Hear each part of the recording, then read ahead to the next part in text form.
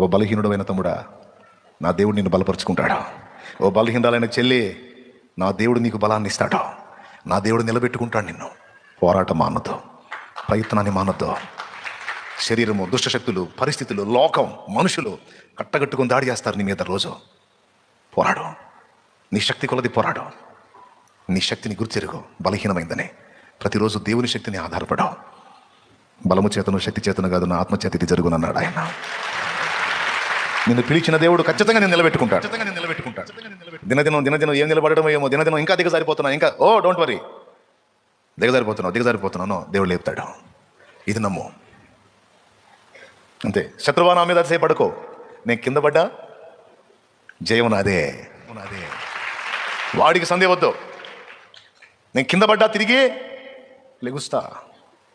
ఎందుకంటే నేను నా బలాన్ని ఆధారం చేసుకుని లెగుస్తానని చెప్పట్లా, నా దేవుని బలాన్ని బట్టి లెగుస్తానని చెప్తున్నా.